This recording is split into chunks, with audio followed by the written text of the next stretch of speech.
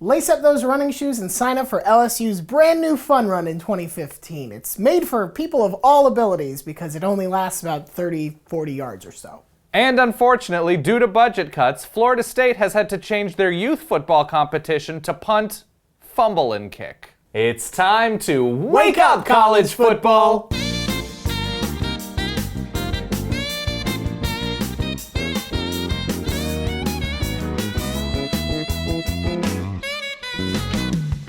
Welcome to week 10 of Wake Up College Football, and if you thought things were going to stay the same at the top, nope, that's not going to happen. Weeks. 10 weeks of college football. We used to be so young and beautiful. I know. I mean, now we're we're even better looking now. Yeah, that's what it is. That's what it is. All right, we're reviewing the awesome, unexpected, and meaningful of week 10. To you, what stood out as being the most awesome?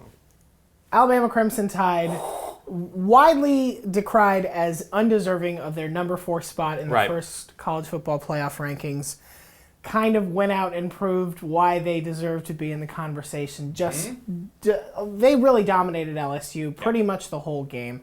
You saw what they did on defense, stopping Leonard Fournette, holding LSU to an absurdly low yards per carry number. Right. 7 tackles for loss in this game.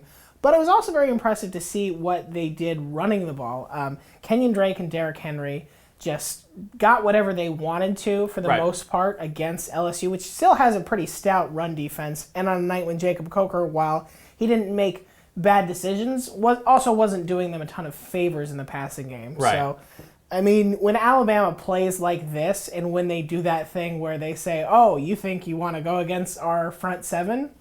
They're a terrifying team to play. The SEC's Star Wars trash compactor slowly just squeezing the life out of you. You can't turn it off. You cannot turn it off. I'm going to stay in the SEC West with mine just because Arkansas was so good in this game. It was a fun game. It was. Kind of the exact opposite game because it was an offensive explosion. Both teams got great quarterback play. Yep. But to highlight Brandon Allen and the day he had for the Razorbacks, maybe the best day for an Arkansas quarterback ever. 6 total touchdowns, has the game-winning 2-point conversion. Huge run near the end of the game was, I think, a 22-yard scramble that kept drives going. That insane play, the backwards Hail Mary, threw a great pass across the field.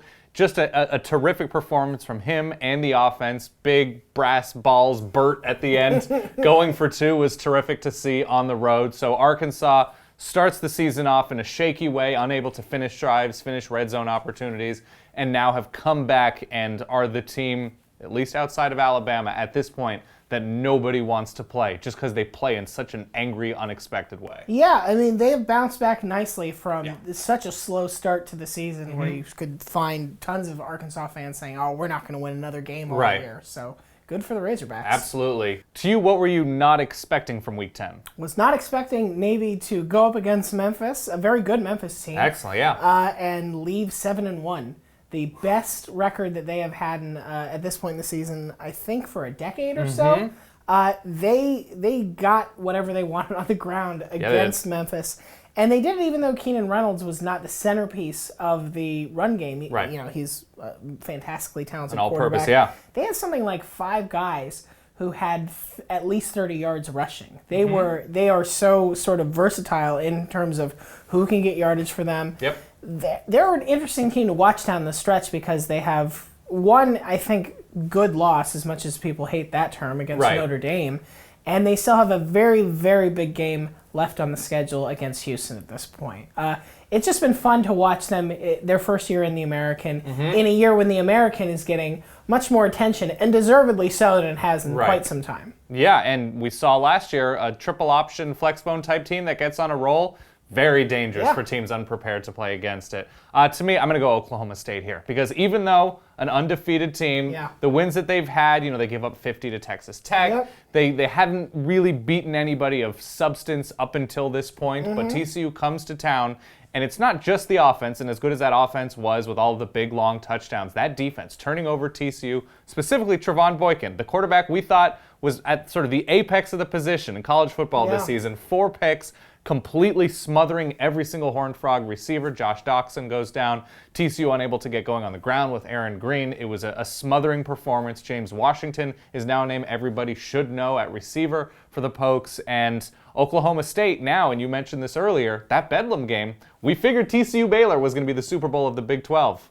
Not so much anymore at this point. Right. Because Bedlam at the end of the year with an Oklahoma team that looks great, an Oklahoma State that looks as complete an Oklahoma State team as we've seen in recent years. Yeah, and they basically dominated this game from start to finish. Every quarter, it was just like they're getting farther and farther away from TCU. What is happening?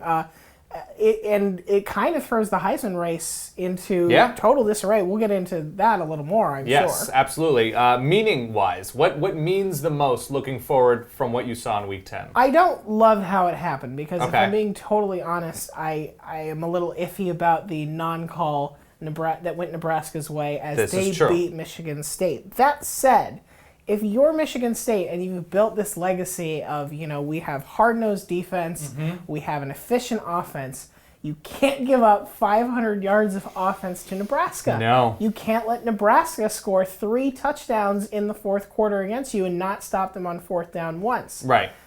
Michigan State all year has just been okay on defense. Yep. They've already given up something like 17 touchdowns in conference play. I think they only gave up 22 in conference play all last year. Yep. They have to play Ohio State in 2 weeks now. I don't feel great about that at this point. And there are some legitimate reasons why Sparty hasn't been as tenacious on the defense as in years past. Some of it's injury related. Some of it obviously is losing Pat Narduzzi.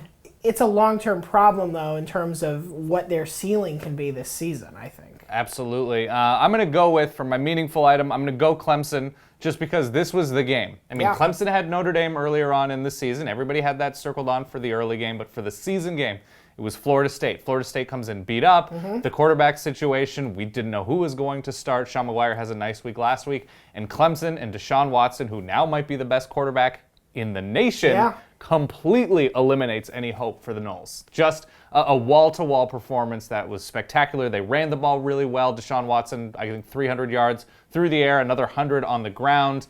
And Clemson's defense, which was the big question coming into the season with everything that they had to replace, was terrific. Except a couple Dalvin Cook runs. Well, I was going to say, they got punched in the mouth right away really by early. Dalvin Cook on that long touchdown run. Didn't panic. And they didn't let it get away from him. That was really impressive. Ran with Florida State receivers, turned Florida State over. Clemson, coming off of the #1 ranking with the first college football playoff committee ranking, proved why they were there. And now with their road the rest of the season, looks pretty easy. They've got the rivalry game to finish, and weird stuff can always happen in those. But that matchup now with the looming North Carolina team, who dropped dozens upon dozens of points. They were just handing out points to Duke. It was like a going out of business thing. That is looking to be like one of the more exciting matchups I don't think we expected either at the beginning of the season. No, definitely not after UNC dropped that weird game against South Carolina. Their rival, yes, absolutely. South Carolina just ruins everything for the ACC, one way or the other. This is true. All right, that is Week 10 of Wake Up College Football. Thank you very much for watching. We'll see you next week.